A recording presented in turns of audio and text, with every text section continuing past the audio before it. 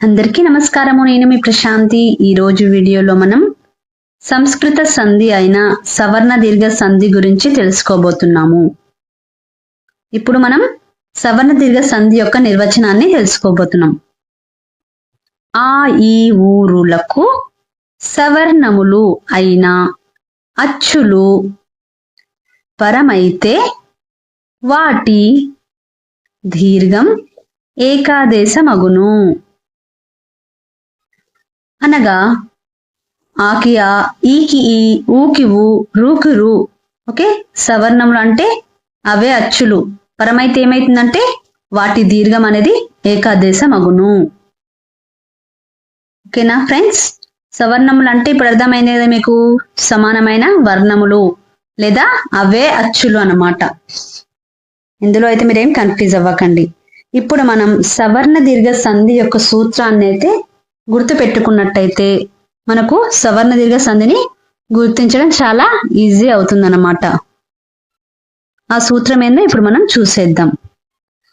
ఆ ప్లస్ ఆ లేదా ఆ ఈక్వల్ టు ఆ వచ్చును. ఈ ప్లస్ ఈ లేదా ఈ ఈక్వల్ టు ఈ వచ్చును. ఊ ప్లస్ ఊ లేదా ఊ ఈక్వల్ టు ఊ వచ్చును. రు ప్లస్ రు లేదా రు వచ్చినప్పుడు రు వచ్చును. ఇప్పుడు మనం పూర్వపు అచ్చు లేదా మొదటి పదం చివరి అచ్చు ఆ అయినప్పుడు పరపదం అచ్చు. ఓకే, పర అచ్చు అంటే ఏంది? రెండవ పదం మొదటి అచ్చు ప్లస్ ఆ లేదా ఆ వచ్చినప్పుడు తర్వాత ఏంటంటే సంధి జరిగిన తర్వాత ఏమవుతుంది? అది ఆ అగును. ఇప్పుడు మనం కొన్ని ఉదాహరణలు చూసేస్తే అందులో మీకు అర్థమవుతుంది అన్నమాట. చూసేయండి. రామ ప్లస్ ఆలయం ఈక్వల్ టు రామాలయం. రామాలో మాలో ఏముంది? మా మా ఆ ఉంది.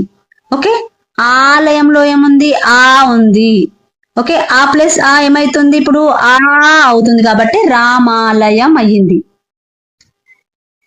పుండరీక ప్లస్ అర్షుడు ఈక్వల్ టు పుండరీకార్షుడు. పుండరిక. ఓకే, కాలో ఏముంది? కా ఆ. ఓకే, ఇప్పుడు మనం ఆ పెట్టుకుంటున్నాము. ఎక్కడైతే ఆకి ఆనే పెట్టేసుకున్నాం.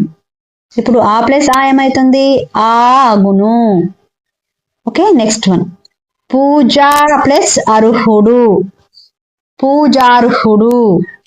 పూజ అన్నప్పుడు జా ఆ వచ్చును ఇక్కడ కదా. ఇప్పుడు మనం ఆ రాసుకున్నాం. ప్లస్ ఇక్కడ ఏముంది? ఆకి ఆనే. ఆ ప్లస్ ఆ ఏమైతుంది? ఆ అగును. Next one. ధారుణి ప్లస్ ఈశ్వరుడు ఈక్వల్ టు ధారుణీశ్వరుడు. ఇందులో ఏమొస్తుంది? దారుణి నీ నీ అంటే ఈ వచ్చును కాబట్టి మనం ఇక్కడ ఈ పెట్టుకుంటున్నాము. నెక్స్ట్ ప్లస్ ఈ ఉంది కాబట్టి ఈ పెట్టేసుకున్నాం అనమాట. ఈ ప్లస్ ఈ ఏమవుతుంది? ఈ అగును. Next example. వసుమతి ప్లస్ ఈషుడు ఈక్వల్ టు వసుమతీషుడు. ఓకే, ఇప్పుడు మనకు ఇందులో ఏముంది? తీ అంటే ఏంది? ఈ వచ్చును ప్లస్ ఈ ఉంది. ఈ ప్లస్ ఈ ఈక్వల్ టు ఈ అగును. Okay, next one. సు ప్లస్ ఉక్తి ఈక్వల్ టు సూక్తి.